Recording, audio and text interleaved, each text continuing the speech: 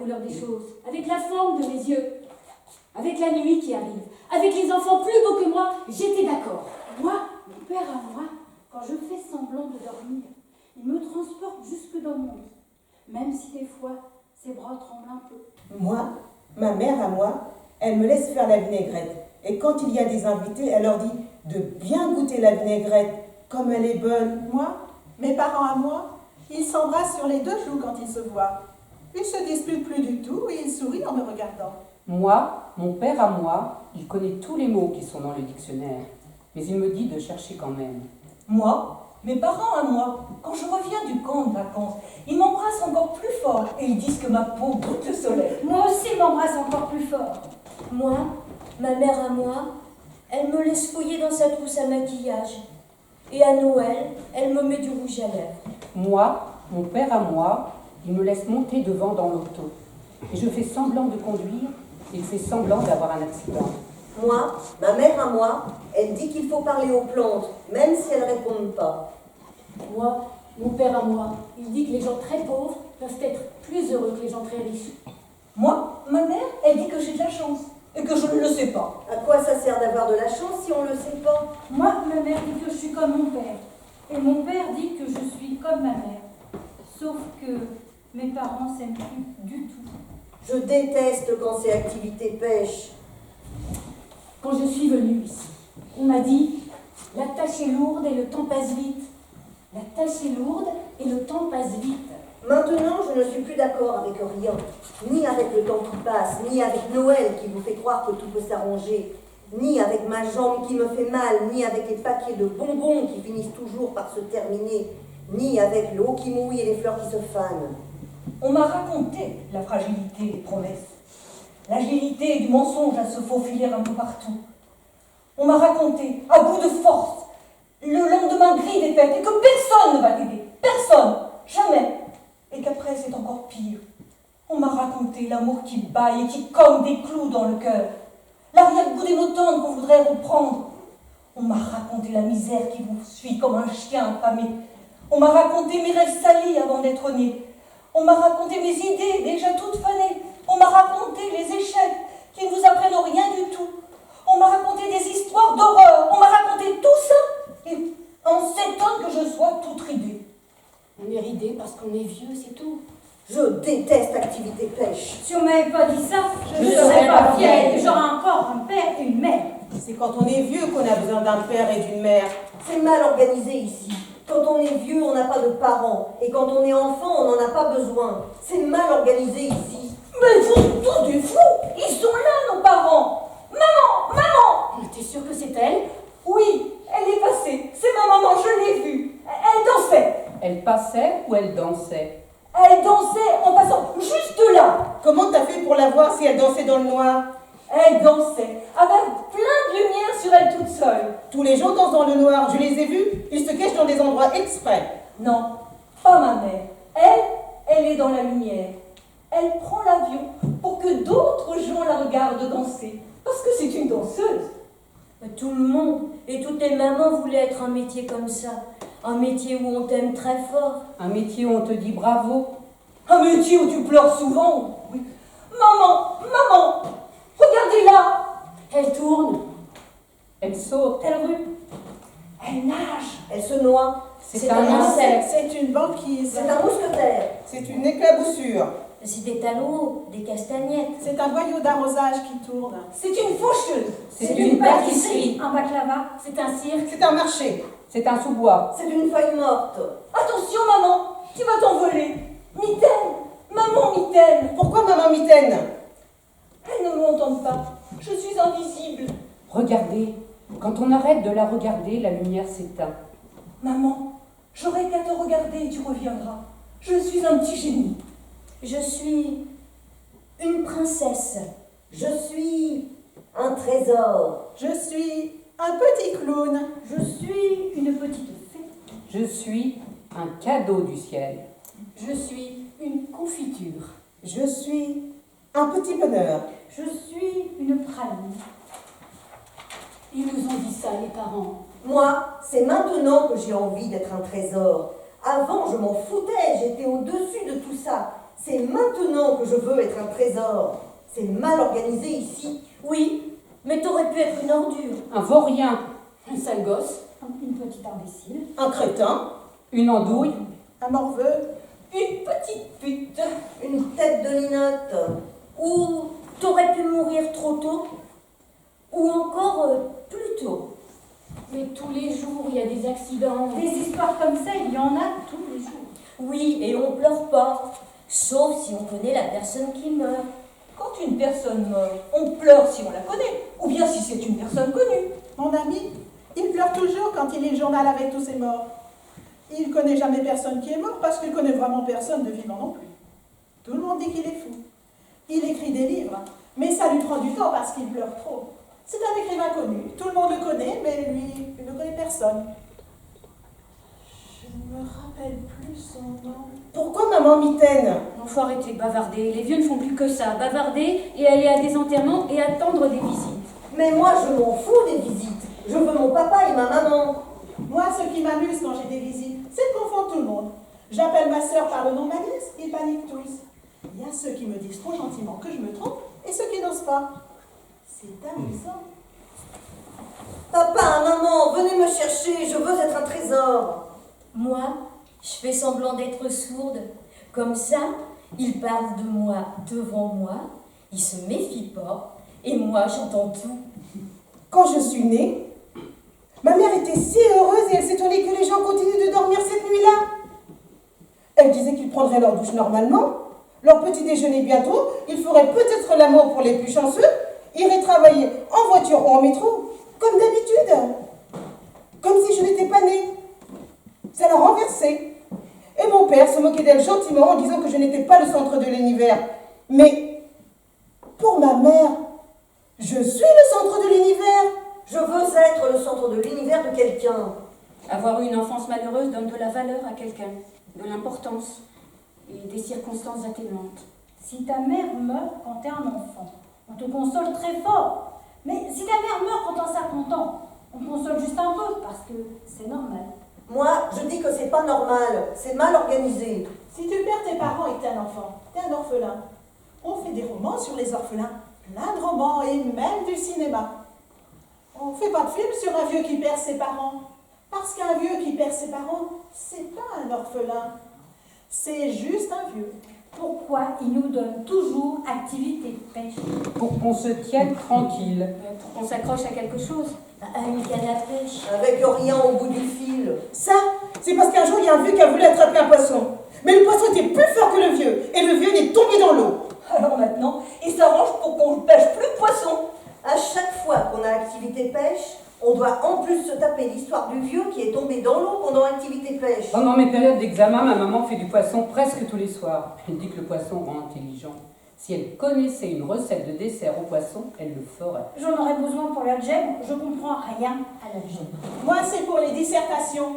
Mais c'est pas moi qui comprends pas, c'est les profs qui comprennent pas nos styles. Parce que j'ai un style, j'ai. Moi, je suis première de classe. En plus, mes parents m'ont inscrit à des cours de peinture, des cours de judo et des cours de piano. On fait toujours des dictées à la maison. Des jeux avec des capitales et des pays. Il y a beaucoup de pays. Je suis un peu fatiguée. Moi, mon papa dit que l'ennui, c'est que les gens vont à l'école seulement pour avoir un plus grand pouvoir d'achat, pas pour être plus intelligent. Il dit que tout le monde se fout de la culture et que la qualité d'un homme est directement proportionnelle à son pouvoir d'achat. Il dit ça quand il a bu du vin. Je suis un peu fatiguée. Il est fou, ton père. C'est pas vrai, Et toi aussi, t'es folle. je m'en fous, je prends mon cheval. Elle va être privée d'activité pêche. Chanceuse. Ça mort? Bien sûr que non. Mais pourquoi tu me demandes ça? Oh, bah, je fais semblant de pêcher. Mon cheval s'appelle Casinomo. Il est très laid, comme moi, parce que dans les histoires, ceux qui sont laids peuvent faire des choses extraordinaires.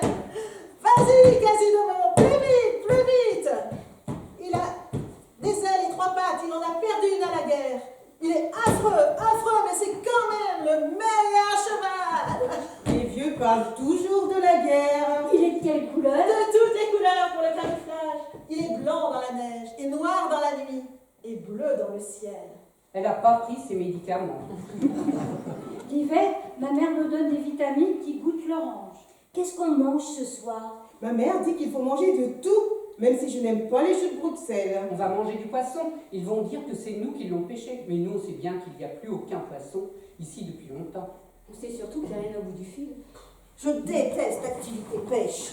Mon cheval peut aller sous l'eau. Il devient sous-marin, invisible. Les amis, je suis sur un coup. Oh, des baleines, c'est pas du poisson. Mon père dit que c'est important que ce qu'on mange soit joli. Du poisson, c'est pas joli, sauf quand il nage. Mon cheval mange des bombes. Il devient super puissant. Mon père dit que les garçons sont violents nos jours, à cause de la télévision. Ma mère dit que la télévision a bon dos. Pourquoi maman mitaine? Pourquoi elle dit que des baleines, c'est pas du poisson? Mais elle est bête. On se baigne. Ils donnent plus activité baignade depuis qu'on s'est mis tout nus. Ils aiment pas voir des vieux tout nus. Ça leur rappelle trop le temps qui passe. Mon amoureux me dit que mes seins goûtent le bonheur. Mon père dit que j'ai des bébés seins comme des boutons d'or. Un jour, Maria me laissera toucher ses seins noirs. Elle me l'a dit. Je suis sur un coup. Ma grand-mère a ses seins qui touchent son ventre. Je suis sur un coup, je vous dis. Dans sa maison, il y a plein de photos d'elle du temps où ses seins touchaient pas son ventre. C'est quoi ton coup? À l'enterrement de Maria, il y avait tous les hommes qui avaient déjà touché ses seins. Il y avait plein d'hommes. Il n'y avait que des hommes à l'enterrement de Maria. Je le dis pas avant que tout le monde écoute. Les femmes n'aiment pas Maria. Elle est trop belle. Les putes surtout n'aiment pas Maria parce qu'elle casse le marché. Elle s'offre gratuitement. Écoutez-moi. C'est pas toi le chef, c'est Quasimodo. C'est moi le chef parce que j'ai le sifflet. Elle a volé le sifflet. Elle a volé le sifflet. Ouais, l'activité pêche est terminée. Tout le monde fait ce qu'il veut. Même si on n'a pas envie? Ouais. L'autre jour, j'ai volé une tablette de chocolat et ma mère m'a obligée à m'excuser. Au patron du supermarché. Comment t'as fait pour voler le sifflet? C'était pendant l'activité sieste. Le gardien est allé aux toilettes. J'ai mis le sifflet dans ma bouche. Bah, ça aurait mieux fait de le tuer. Ça aurait été plus sûr. Toute notre section va être punie à cause de la solidarité. Personne va être puni parce que sans sifflet, il n'y aura pas de rassemblement. Ils pourront plus jamais nous dire quoi faire. Et qu'est-ce qu'on va manger? On va même plus savoir quand est-ce que c'est le temps de manger. Et où on va dormir? On va même plus savoir quand est-ce que c'est le temps de dormir. Dans les films de naufragés, ils mangent des bêtes et ils font des feux. Ils ont confisqué mes allumettes quand le docteur m'a interdit de fumer. Mais on fera un feu avec tes lunettes. Pourquoi pas avec les tiennes? Ma mère ne veut pas que je prête mes choses. On fera des cabanes avec des branches, on fera des oreillers avec des feuilles. On pêchera du poisson pour de vrai avec des vers de terre. Je préfère encore activité pêche. Je pars en exploration. Qui veut creuser un trou? Je vais vérifier s'il n'y a pas des bêtes sauvages. Il faut creuser un trou pour enterrer le sifflet et que personne puisse jamais le retrouver. Moi, je vais chercher des bêtes. Et moi, je vais creuser et je vais trouver des vers de terre. Et moi, je sais pas quoi faire. Va chercher des branches pour les abris. Maman! Maman! Maman! Viens me chercher! Je veux que ma mère m'emmène faire les courses. Je veux qu'elle me laisse pousser le chariot. Je veux qu'elle me laisse choisir ma sorte de biscuit. Je veux qu'elle me demande d'aller chercher le lait pendant qu'elle attend au comptoir de charcuterie. Je veux que les gens que l'on croise me demandent mon âge et me disent que je suis belle. Plus personne ne me demande mon âge. Demander son âge à une vieille, c'est impoli. Pourquoi? C'est comme demander à une grosse personne combien elle pèse. Quand les chiffres sont trop prélevés, on ne demande pas. Je veux pas faire ce que j'ai envie. Je veux pas faire ce que je veux. C'est mal organisé ici. Tu veux que le gardien revienne avec son sifflet? Non. Je veux aller à l'école et ne pas aimer l'école. Je veux attendre la récréation, penser à la partie de ballon chasseur. Je veux attendre la cloche, penser à ma mère qui viendra peut-être me chercher en promenant mon chien et qui me demandera de raconter ma journée loin d'elle. Il y a tellement de journées loin d'elle. Ma mère s'empêchera de sourire quand je lui expliquerai que la maîtresse est moins intelligente qu'elle. Et je lui demanderai qu'est-ce qu'on mange pour le souper. Et elle passera la main dans mes cheveux en disant qu'un bain, ce ne sera pas du luxe. Il faudrait arrêter de vous plaindre et faire comme les autres. Mais c'est dur, quand on ne sait pas si le soleil va se lever demain sans siffler. Jusqu'à présent, le soleil s'est levé tous les jours, mais on ne sait jamais. Le soleil n'a pas besoin de siffler pour se lever. Tu refumes. Ouais, Et le docteur?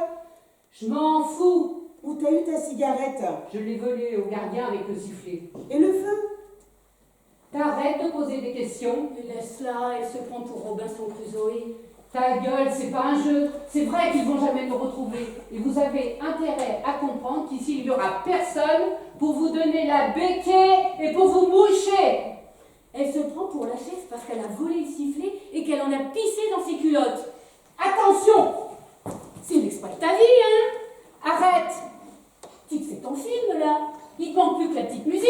Arrête, je te dis! C'est la petite musique qui manque à la cible pour nous faire comprendre qu'il se passe enfin quelque chose. Ta gueule, je t'aurais prévenu! Mais t'aurais compris c'était qui les machins, c'était qui l'homme de ta vie. Ils ont rajouté ça dans les films pour être sûr qu'on comprenne. S'il te plaît, arrête! Qu'est-ce qui te manque dans la tête?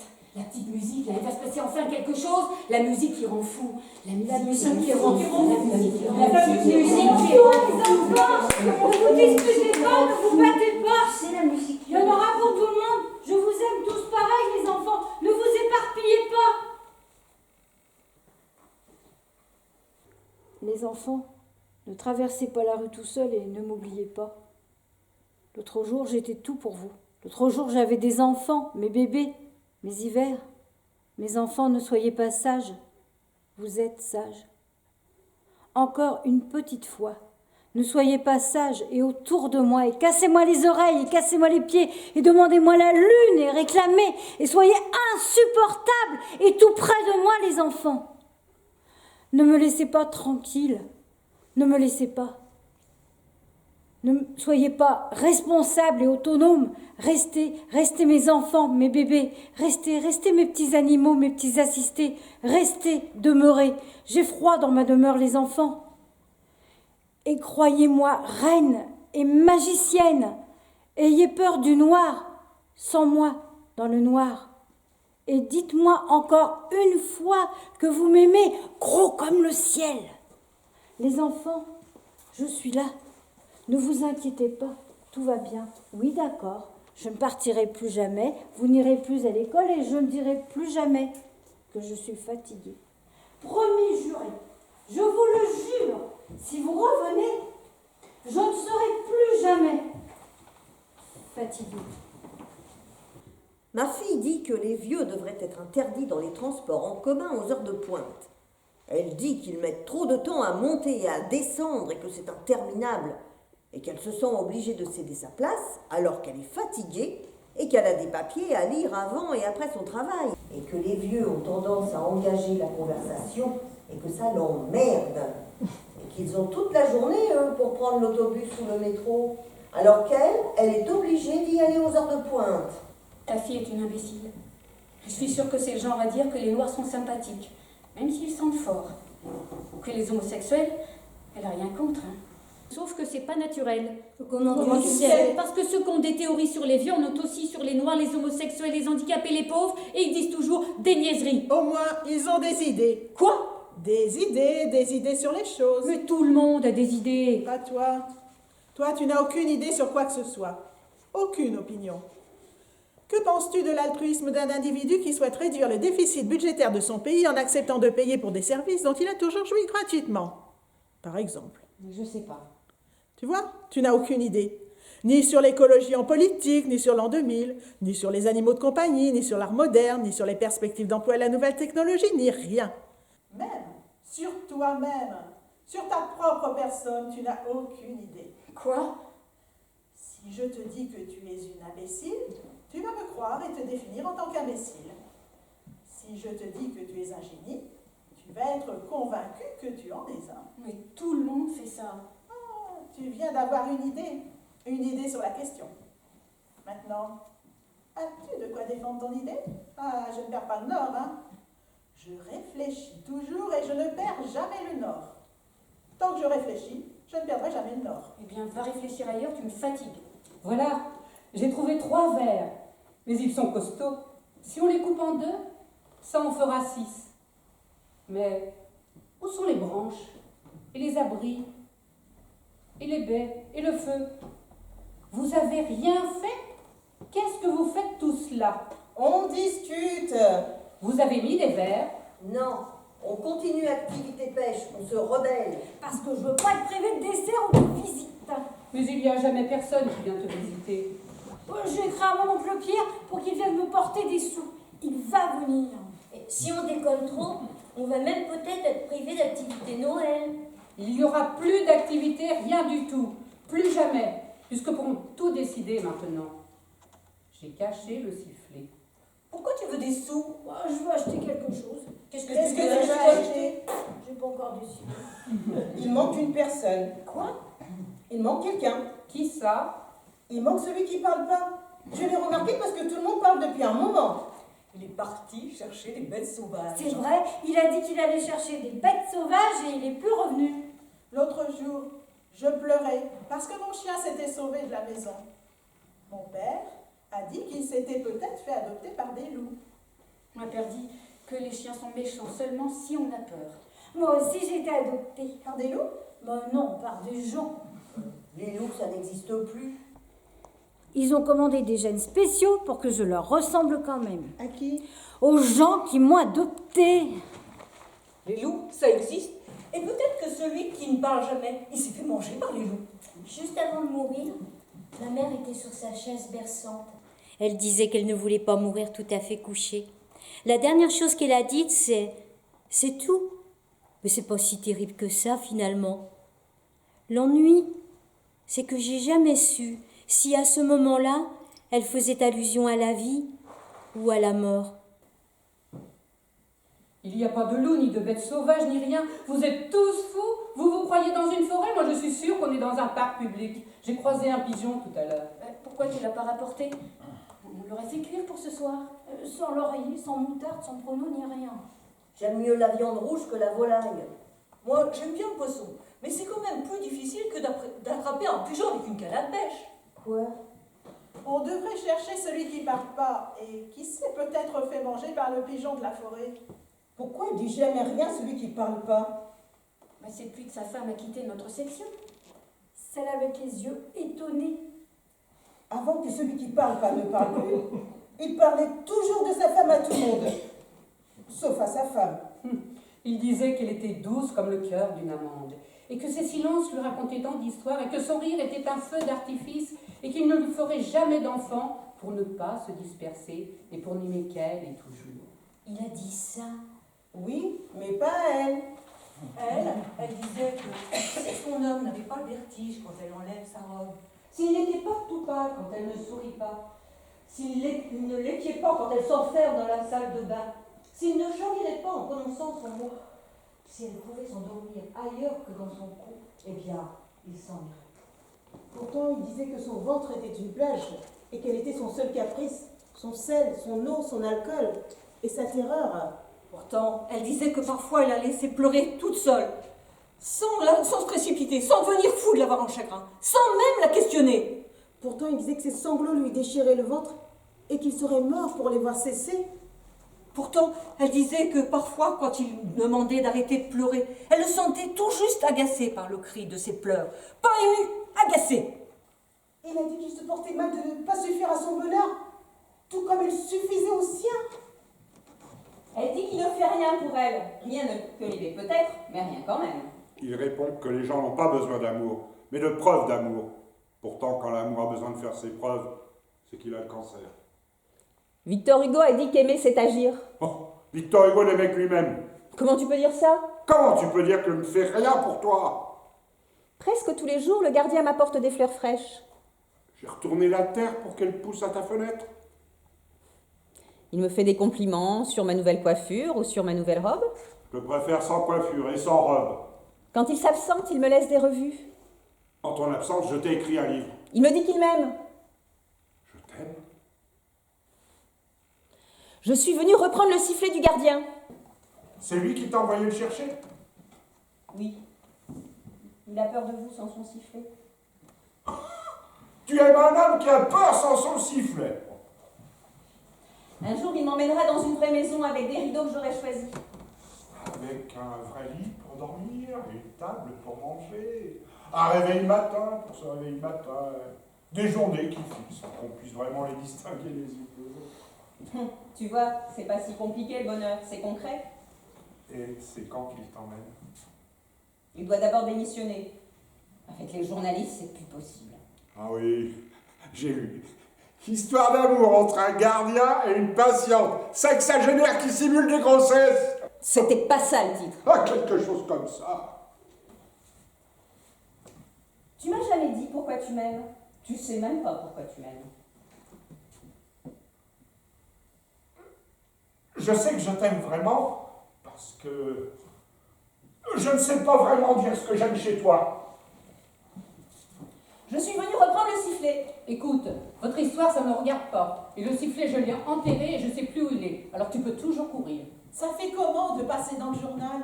Ma mère dit qu'il faut avoir une vie publique pour qu'on s'intéresse à ta vie privée. Mon père dit que c'est pas parce que c'est écrit dans le journal que c'est vrai. Pour les prévisions météo, ils se trompent souvent. Même pour les choses qui sont déjà passées, ils se trompent souvent. Le gardien va venir et vous serez punis. Il viendra, il trouvera le courage de venir sans sifflet. Ils viendront nombreux, vous verrez. Où est le sifflet? Mais dites-moi, où est le sifflet? On la prend en otage. Comme ça, si le gardien revient, on pourra négocier. Oui, attachons-la, c'est notre otage. Youpi, une otage! N'oubliez pas les pieds. Vite, avant que celui qui parle pas revienne. C'est une espionne! On fera des tours de garde. Il faut une vigie pour prévenir quand le gardien arrive. Moi, j'y vais! Avec un otage, on pourra demander un hélicoptère. Quand on joue à la guerre avec les voisins du dessus, ça fait tellement de fois que j'en ai vu passer. Ma mère dit que c'est mauvais pour mon âge, mais je joue avec les voisins du dessus. Ouais, c'est quand on joue à cache-cache, à chaque fois que je suis cachée, j'ai envie de faire pipi. Ça rate jamais. Chef! Chef! Il y a celui qui parle pas qui arrive. Préparez-vous, s'il s'énerve, on l'attache aussi.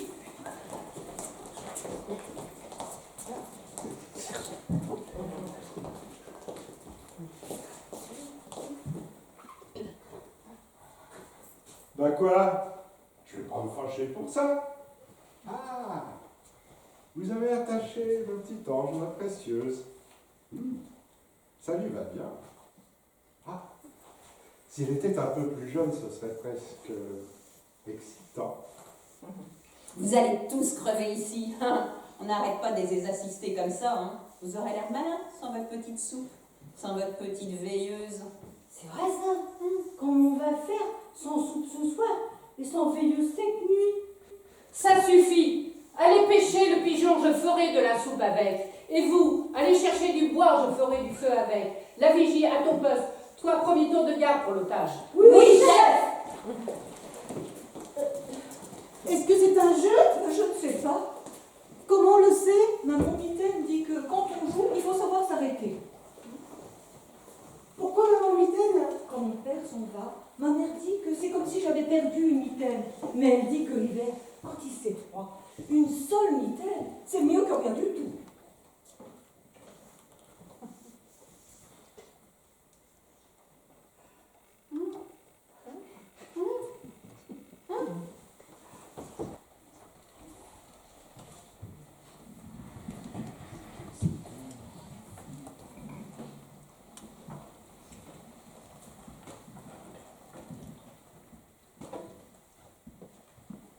C'est bizarre la nuit.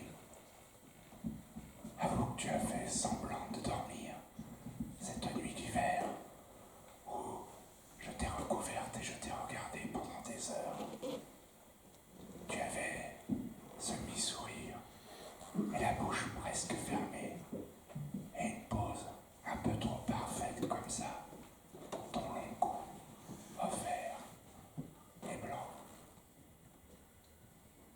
Quand tu dors pour de vrai, ta bouche est ouverte et tes lèvres sont plus molles et tu te mets sur le ventre, tu caches le plus tendre ou alors tu te mets sur le côté mais avec tes genoux bien repliés sur ton ventre. Non, cette nuit-là, tu étais bien réveillé. Même tes cheveux étaient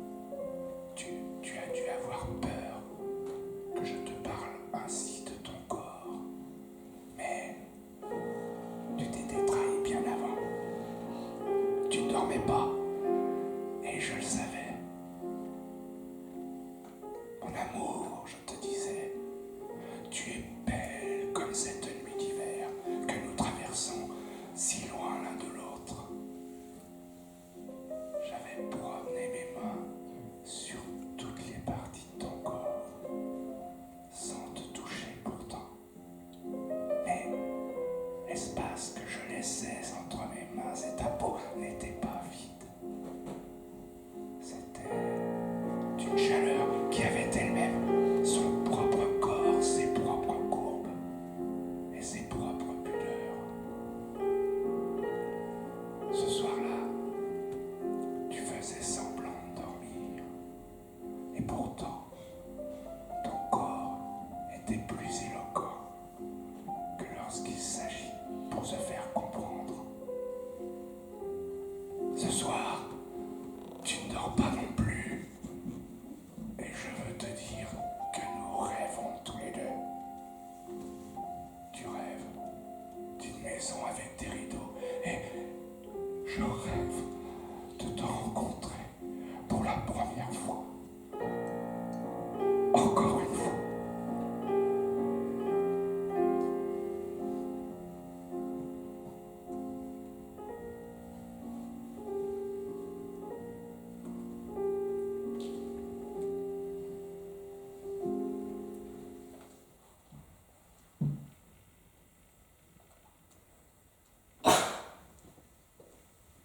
T'es sûr qu'elle est pas morte?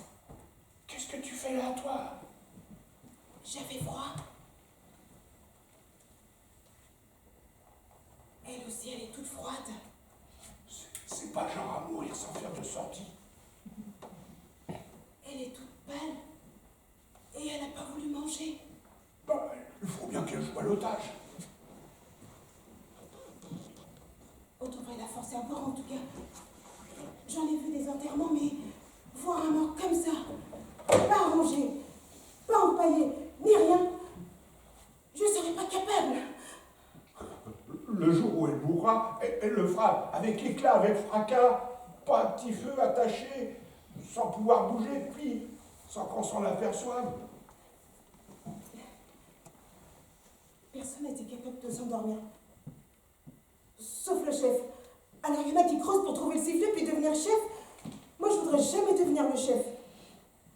Toi, tu voudrais que tout le monde s'aime toujours. Hein. Ben oui, c'est pas normal. Toi, tu préférerais rentrer chez nous ou rester ici en forêt? Je sais pas, ça me dérange pas. Il y a des choses qui te dérangent. Je te parle pas de la fin dans le monde et tout ce qu'il faut qui nous dérange. Non, je te parle de ces petites choses dont on a honte, qu'elles nous dérangent parce qu'elles sont si petites, ces choses, à côté de la fin dans le monde.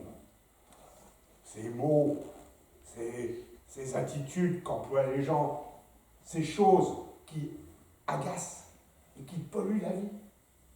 Ces choses sur lesquelles on se concentre pour bien se rappeler de ce qui nous dérange et être sûr, comme ça, d'avoir une personnalité. Ou bien d'avoir des amis. Les amis, ce sont les gens qui détestent les mêmes choses ou les mêmes gens. Nous nous rassemblons autour des mêmes vices. C'est rassurant. Je comprends pas bien. Bah, c'est pour ça que tu n'as pas d'amis. Vous êtes pas mes amis? Toi, tout le monde t'aime, mais tu n'as pas d'amis. On ne veut pas que tu nous rappelles qu'on est mauvais. Hein? Personne ne peut te parler en mal de quelqu'un. Tu es un très mauvais ami sur ce point. Les amis, c'est utile pour parler en mal de quelqu'un. Je croyais qu'on était amis. Je veux pas. Je te salirais. Toi, t'es comme un ange ou une martienne. T'es la seule femme au monde capable de vraiment faire l'ami. Pourtant, les hommes t'ont sauté dans les bras uniquement pour pleurer dedans. Mais comment tu le sais? Comment je sais quoi? Bah, que j'ai jamais couché avec un homme. Ça se voit, c'est tout.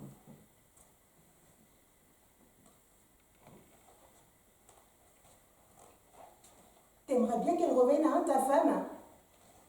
C'est plus ma femme. T'aimerais quand même qu'elle revienne, hein? Ça m'éviterait de chercher le jour. Pourquoi t'aimes pas la nuit? Regarde comme l'eau a l'air menaçante.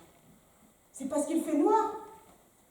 Pour dormir, ma mère me laisse une fente avec la lumière qui entre du corridor qui entre dans la maison. Ouais. Quand mon père part en voyage, Elle me laisse dormir avec elle dans son grand lit. Une fois, c'est moi qui l'ai sauvée d'un cauchemar qu'elle faisait. Je lui ai dit, tout va bien, petite maman. Ce n'est qu'un mauvais rêve, maman. Ah, j'aimerais bien qu'on me réveille tout de suite en me disant que c'est juste un mauvais rêve et tout va bien. C'est quoi ton mauvais rêve? Je rêve que j'ai plus de femme, plus de parents, plus d'amis, plus de maison, et que je vieillis mal, et que je deviens amer et méchant et ennuyeux et stupide, et que c'est la nuit et qu'il fait froid. C'est juste un mauvais rêve. Tout va bien.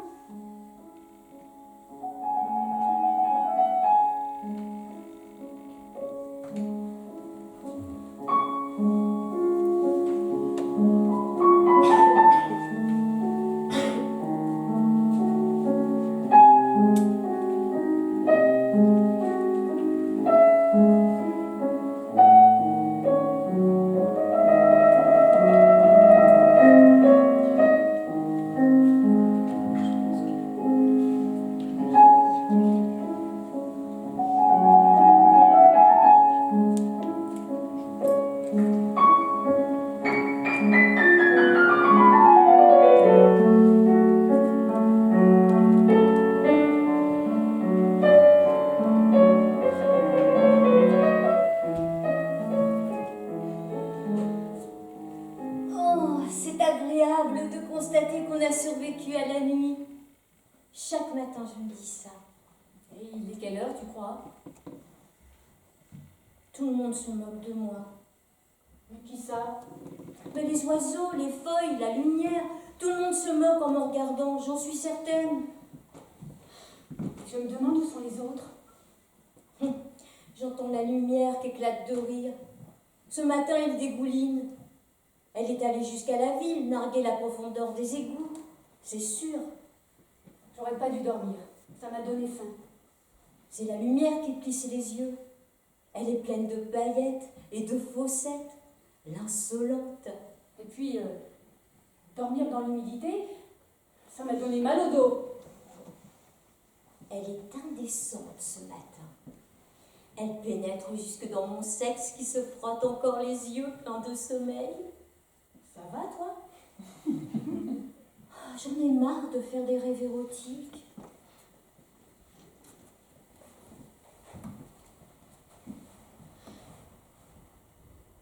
Tu me crois incapable de faire des rêves érotiques? Non. Tu t'imagines que mes rêves érotiques ne sont pas jolis? Tu crois que seules les belles femmes font des rêves érotiques? Non. Tu laisses entendre que je ne suis pas une belle femme? Mais non. Tu sais, je suis une jolie femme dans mes rêves érotiques. Peut-être qu'un martien me trouverait jolie. Sûrement. Tu crois? Écoute, un martien te trouverait la plus belle femme qu'il ait jamais rencontrée. La seule personne au monde qui m'a dit que j'étais jolie, c'est ma mère. Ma mère est une femme aimante. Elle est belle.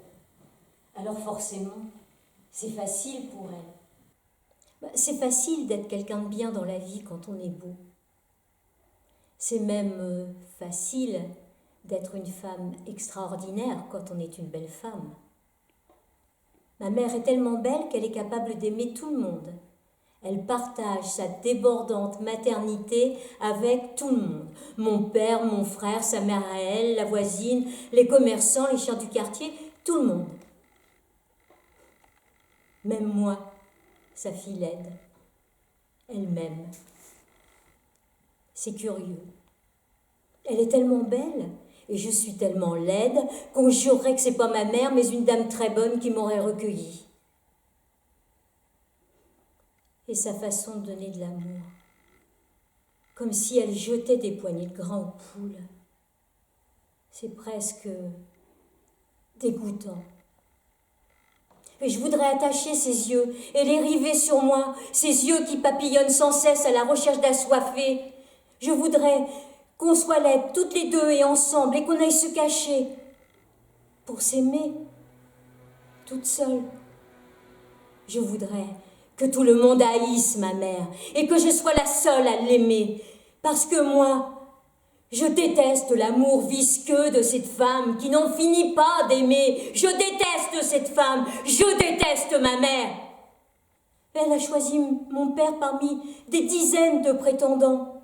Et moi, les hommes ne me regardent pas. Aucun. Jamais. Jamais. On ne m'a jamais imaginé pour combler une nuit d'insomnie. Aucun homme ne m'a jamais trouvée dans un rêve érotique. Aucun homme ne m'a jamais parlé de mes yeux, ou bien d'enfants qu'on aurait, ou d'une maison qu'on choisirait. Jamais. Parfois, ma mère me touche le visage, m'embrasse les yeux, me tient la tête. Elle essaie de regarder à travers moi en me parlant doucement, en me regardant de si près que mon œil ne devient plus qu'un œil, ma bouche ne devient plus qu'une bouche, mon nez ne devient plus qu'un nez, il n'y a plus de visage, il n'y a plus d'ensemble. Rien ne peut être beau, rien ne peut être laid. Elle me chuchote des choses en espagnol et j'arrive pas à me détendre, à me laisser aller. J'y arrive pas. Parce que moi, je voudrais fermer les yeux, les ouvrir et qu'un homme ait pris sa place.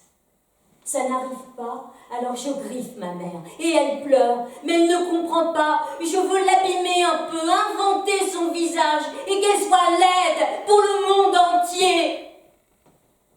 Et belle que pour moi, toute seule.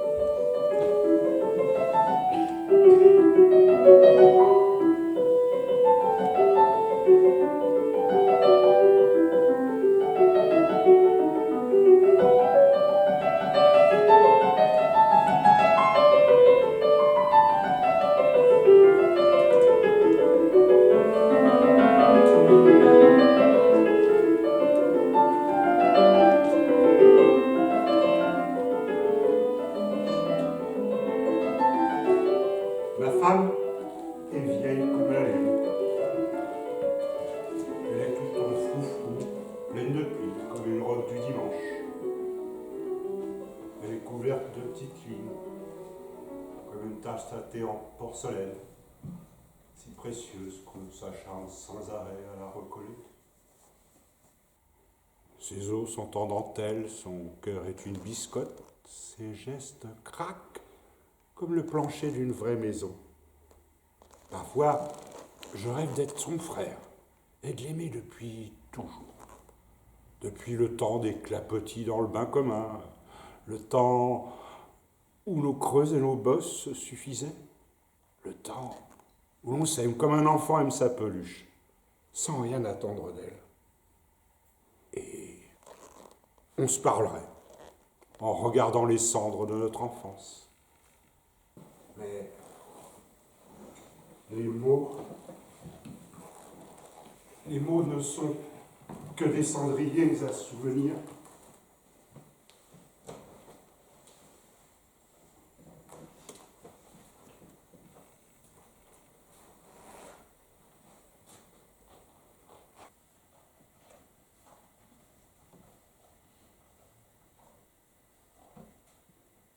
Quelle histoire tu veux? Dis-moi, je te la raconterai. Tu veux la fois où je t'emmènerai danser pour rien? Tu veux la fois où je ferai de ton ventre une maison? Dis-moi, quelle histoire? La fois où tous s'inclineront. face à ton courage ou ta constance. La fois où même les arbres se dresseront sur ton passage. Quelle histoire? Dis-le-moi, je te la raconterai pour que tu te réveilles. Ou, si c'est pas possible, pour qu'au moins tu dormes bien. Tu faisais toujours des tas de cauchemars.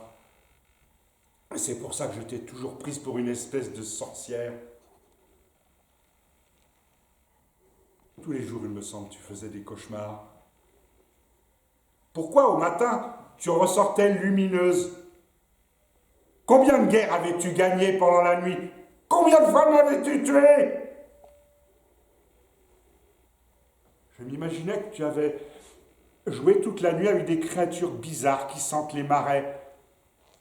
Parfois, je devenais fou. Je croyais même distinguer une petite tache de boue ici ou là au lendemain de tes nuits foraines. Mais ça n'était qu'un nouveau grain de beauté. Tous les jours, il me semble, tu avais un nouveau grain de beauté. Tu étais couverte de constellations. Maintenant, tu es toute marbrée. Tu es aussi jolie. Mais je ne sais pas si tu es vivante.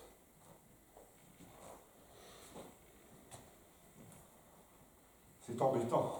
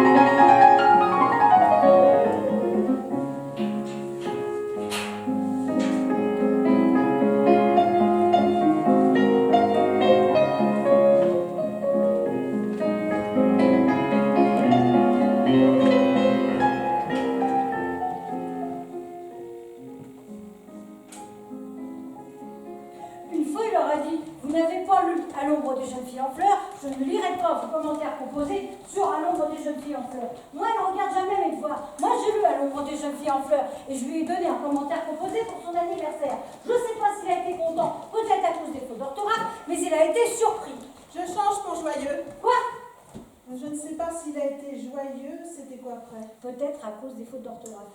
Je ne sais pas s'il a été joyeux, garde joyeux et remplace faute d'orthographe par faute de syntaxe. Qu'est-ce que ça donne? Je ne sais pas s'il a été joyeux, peut-être à cause des fautes de syntaxe, mais il a été surpris. Ça fait bizarre, non? Un peu, oui. Mais je ne te demande pas ton avis, tu as juste à retenir à répéter. Remplace surpris par renversé. Je ne sais pas s'il a été joyeux, peut-être à cause des fautes de syntaxe, mais il a été renversé. Il a dit que je devais me contenter de faire les devoirs que me donnent mes professeurs et d'avoir de bonnes notes à l'école. Il s'est quand même retenu de rire quand il a vu mon commentaire composé en forme de carte d'anniversaire. Peut-être parce que j'ai pas bien compris à l'ombre des jeunes filles en fleurs, mais depuis quand même, à chaque anniversaire, je lui offre un commentaire composé pour son anniversaire.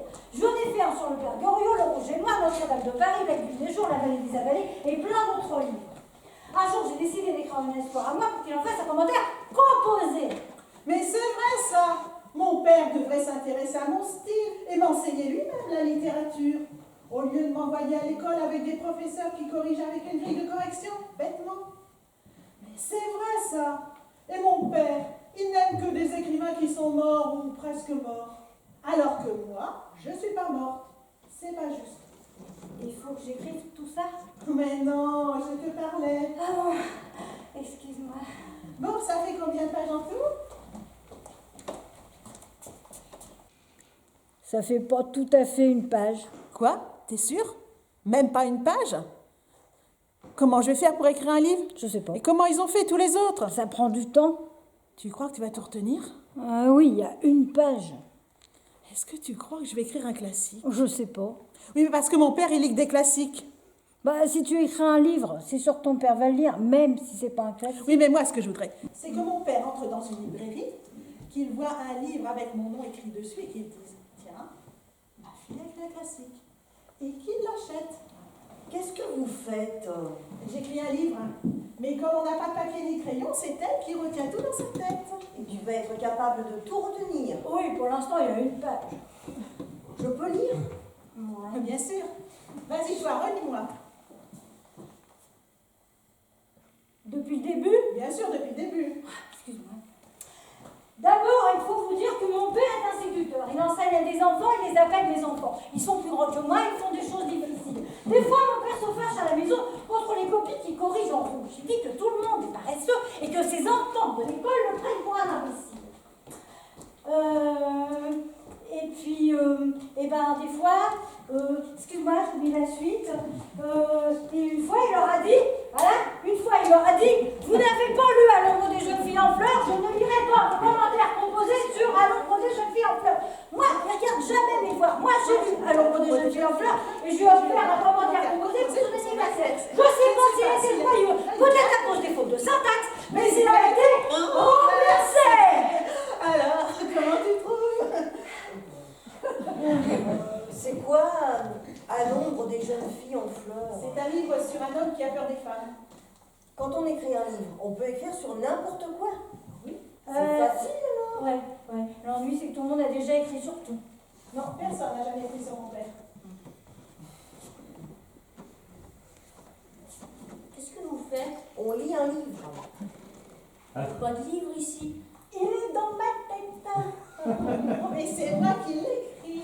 C'est très bien, il y a une page.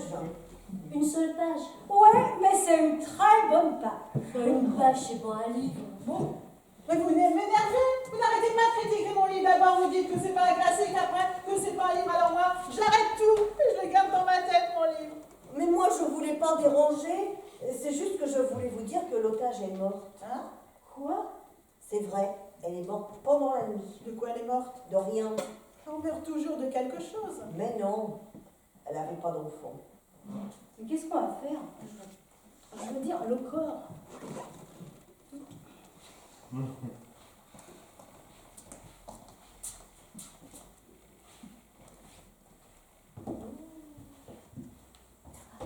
Oh,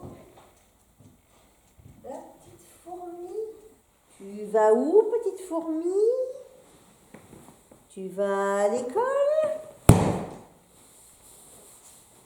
Mon père dit qu'il a eu la chance d'apprivoiser la mort parce que son travail, c'était de maquiller et d'habiller les gens quand ils étaient morts.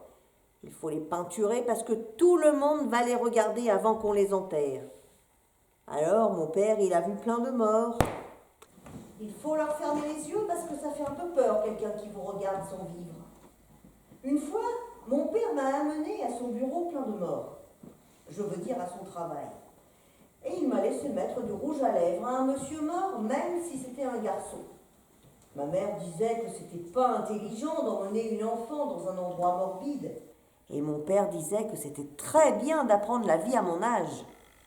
Et quand j'ai mis du rouge à lèvres au monsieur mort, il s'est réveillé. En fait, il n'était pas tout à fait mort. Et c'est d'abord son ventre qui s'est mis à bouger. Oh, j'ai crié « Papa, papa, le mort respire !» Ça a fait toute une histoire.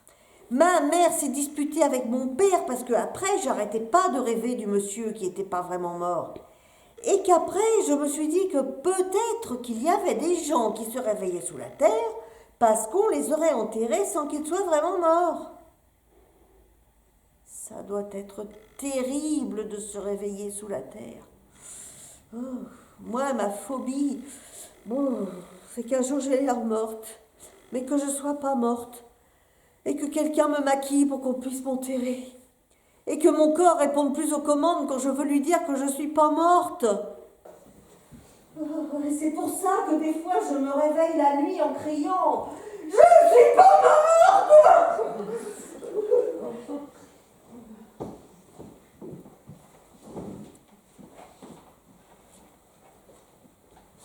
C'est bizarre comme la vie. C'est pas du cinéma. Maman, avant de mourir, elle se serait rendue compte en un éclair que c'était moi son grand amour. Elle aurait eu l'ultime révélation, c'est certain. Eh ben non. Elle a dit le nom du gardien. Vous vous rendez compte? Elle a appelé le gardien. Je t'aime. Je t'aime. Je n'ai jamais cessé de t'aimer. Je lui disais ça en la berçant. Elle était toute froide. Je t'aime. Je t'aime. Toute vieille et toute abîmée. Dis-moi quelque chose avant de partir. Faisons la paix. Faire la paix, c'est encore plus beau que de faire l'amour. Dis-moi quelque chose. Et elle a appelé le gardien. Quand ma mère est morte, c'est mon père et moi qui l'avons préparée pour l'enterrement. Et moi, je croyais qu'en lui mettant du rouge à lèvres, elle se réveillerait comme le monsieur. Je lui ai mis du rouge à lèvres. Ça marchait pas, elle était toujours morte. Alors, je me suis mis à lui mettre du rouge à lèvres partout sur sa figure. Elle était toute barbouillée, mais elle était toujours morte. Quand mon père a vu ça, il a crié que j'étais folle. Il m'a donné une claque et il a nettoyé le visage de ma mère et on l'a enterrée. Elle pouvait pas aimer le gardien. Un gardien, c'est bon seulement si ça garde des vaches ou des moutons. Sinon, c'est vraiment un sale métier. En tout cas, moi, je l'aime pas, le gardien. Il m'a confisqué mon Walkman. Il a dit que ça m'isolait. Et depuis, on fait activité musique avec des nouilles crues dans des pots. Madame Maillet nous enseigne la musique à l'école. Elle fait beaucoup d'efforts, mais les concerts que nous donnons devant nos parents sont toujours une catastrophe. Mais les parents sont très fiers. Ils se lèvent debout à la fin et disent que de toute façon, la flûte à bec c'est très difficile et qu'on s'en est bien sorti. Au concert de Noël, Madame Maillet avait mis du maquillage et une robe rouge. J'aime pas les cours de musique, mais Madame Maillet est très jolie. Ma mère dit que Madame Maillet est trop émotive pour enseigner à des enfants. C'est vrai que quand on déconne trop avec les flûtes à bec, ça lui arrive de pleurer en criant qu'on blesse la musique. Elle est un peu bizarre. Ça lui arrive même de parler en chantant, comme dans certains vieux films comme Singing in the Rain. L'autre jour, c'était l'hiver, et Madame Maillet nous a dit de surtout pas mettre sa langue sur du métal. Elle s'est mise à nous raconter des histoires de gens qui ont eu la langue collée à un poteau de métal.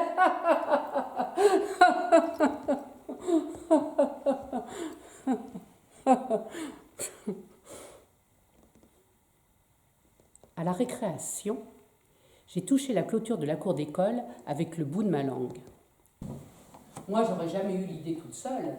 Ça me serait jamais venu à l'esprit de tirer la langue à un poteau de métal. Ma langue est restée collée comme prévu. Et ça a beaucoup saigné quand j'ai tiré. Et Madame Maillet m'a disputé. Et les autres ont ri de moi. Je me demande pourquoi la première personne qui a collé sa langue à un poteau de métal l'a fait, puisqu'on ne lui avait jamais dit de ne pas le faire. C'est un autre bébé. Ce n'est pas le mien. Je ne dois pas être triste. Je ne dois pas être triste, c'est une grande fille, c'est pas un bébé, c'est pas mon bébé. Je ne dois pas être triste, c'est une grande fille. Elle est même pas une maman. C'est pas de ma faute. C'est pas de ma faute. C'est moi qui avais le sifflet. Je viens d'un endroit où personne ne devient quelqu'un. C'est comme une loi. Il y a des endroits comme ça. Les gens ont beau partir, ils reviennent toujours. Dans cet endroit, le taux d'ennui est impressionnant. Cet endroit, dès qu'on y naît, nous apprend que les choses sont comme ça et qu'on ne peut rien y faire. Un père ne devrait jamais dire à son enfant « Les choses sont comme ça et tu ne peux rien y faire ». Il doit dire « Les choses sont comme ça et je n'ai rien pu y faire ». C'est un village. Il me semble que si je suis née, c'est pour apporter quelque chose. Pourtant, ça achève. Ça achève et je n'ai rien apporté. On m'avait dit ou laissé entendre, je ne me souviens plus très bien. La tâche est lourde et le temps passe vite. Mais on ne m'avait pas dit qu'il fallait la trouver soi-même, sa maudite tâche, et toute seule. J'ai rien fait. Ni à l'humanité, ni à personne en particulier. J'ai pris un peu d'eau, j'ai un peu sali et c'est tout. Mais peut-être que c'est maintenant ma tâche. Peut-être que c'est tout de suite. Peut-être qu'il me reste encore un peu de temps et que c'est maintenant. Ou alors, il faudrait un conteur. Quelqu'un qui a une vue d'ensemble, juste pour nous dire ce que nos petits gestes ont comme portée. Peut-être qu'un jour, j'ai laissé échapper un vieux papier froissé et qu'un homme curieux l'a vu. Et que s'il n'avait pas pris le temps qu'il faut pour se pencher, le ramasser, le déchiffrer, peut-être qu'il serait arrivé trop tôt chez lui. Juste assez trop tôt pour croiser l'amant de sa femme dans l'escalier. Peut-être qu'il se serait disputé, peut-être qu'il aurait quitté sa femme. Et qu'un grand peintre ne serait jamais né. Peut-être. Mais à quoi servent vraiment les grands peintres? Si ce n'est à me rappeler combien de temps j'ai perdu à rien faire pendant qu'ils peignaient?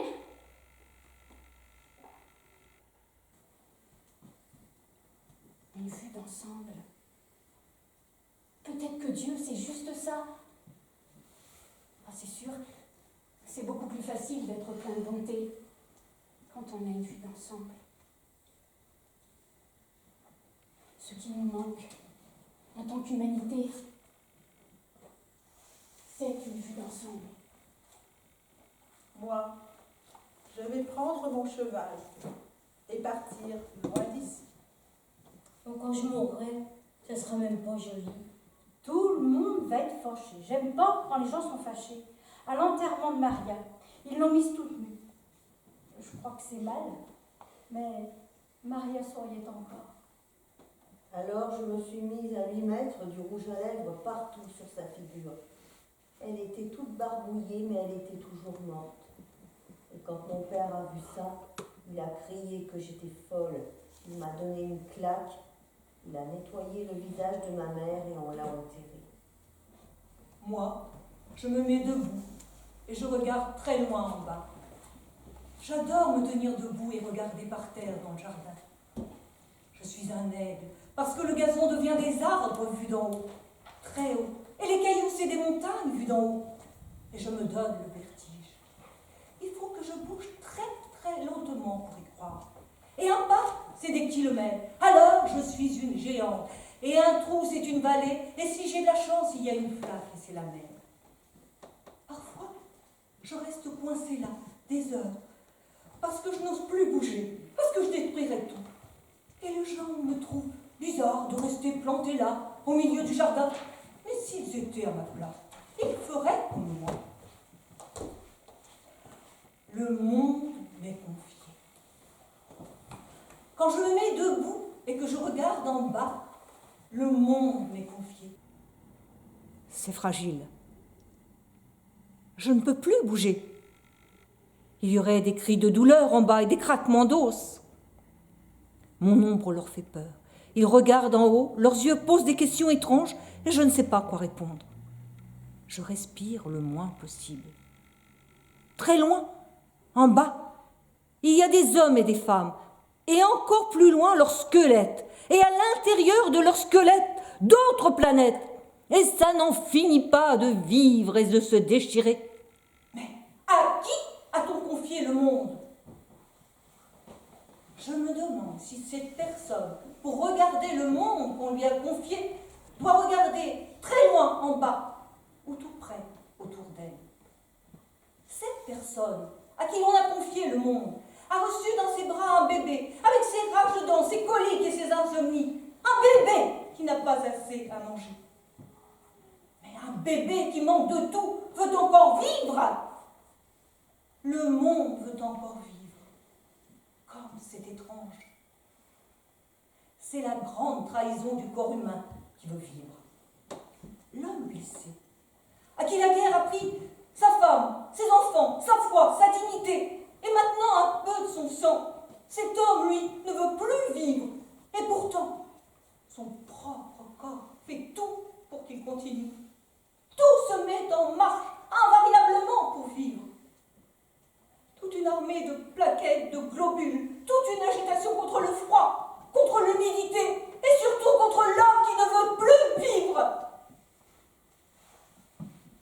Le monde veut encore vivre. Comme c'est étrange.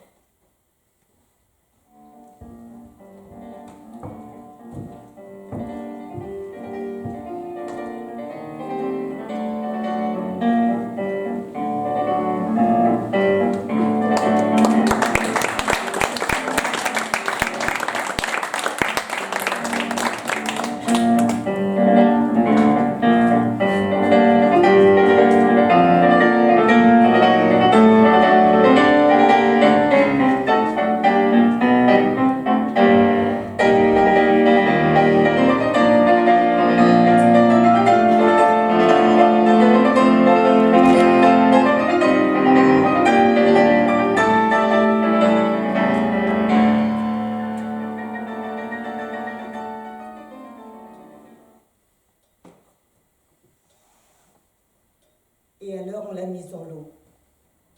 Elle n'a pas voulu couler tout de suite. Je ne sais pas si on était là depuis des jours ou si tout ça avait duré qu'une heure ou deux et qu'on aurait tout inventé. La nuit, la faim, le temps qui passe, et la femme aux yeux ténés, et le sifflet, et la forêt, et le pigeon. Je sais pas. Je sais plus rien.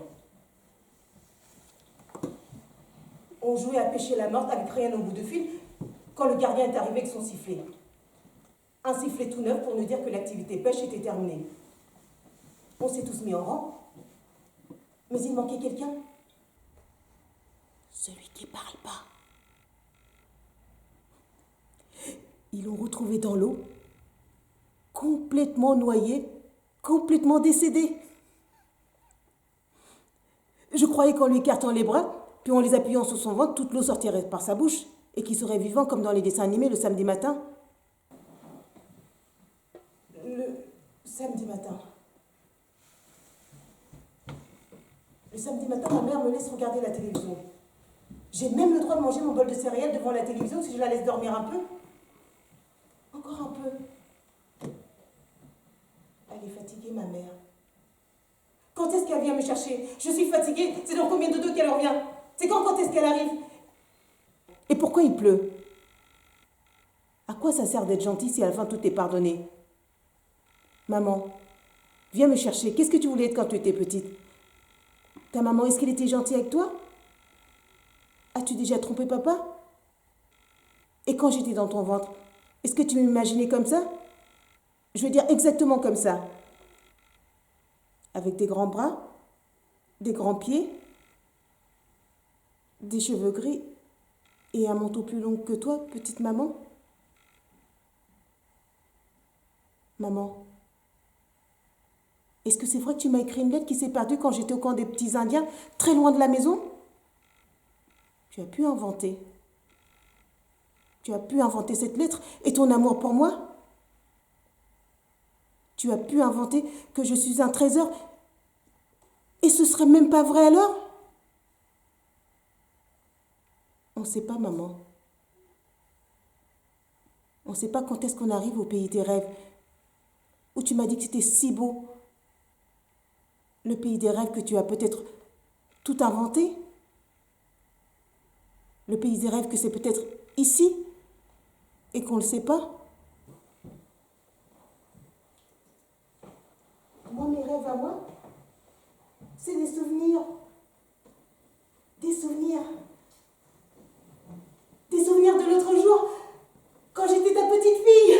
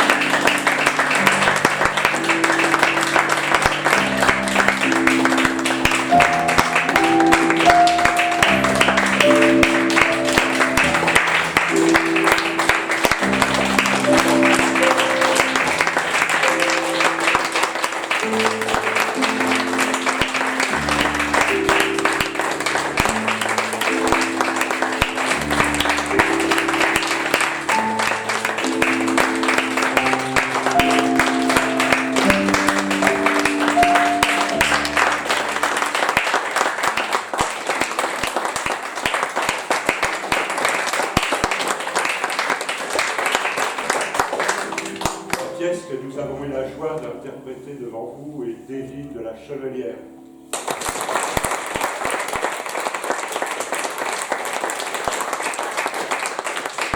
Avec Laurence Elliott.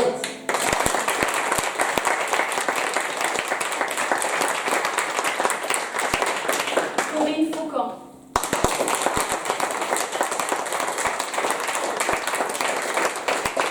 Gérard Berthelot.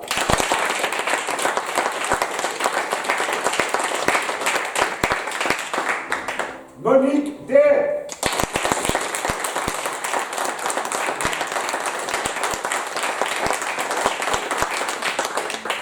Joël Deveau.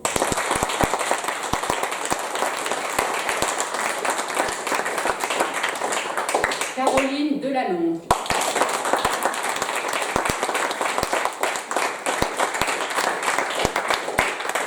Catherine Delannoy.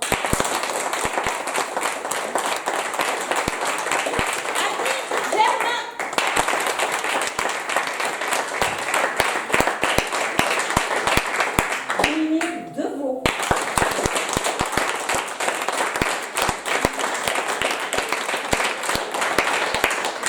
Gadi Préra.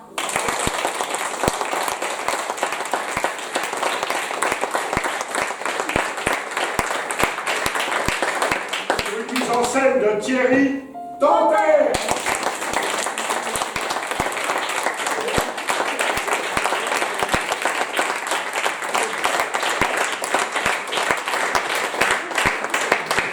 Dans le rôle du public, vous. Merci.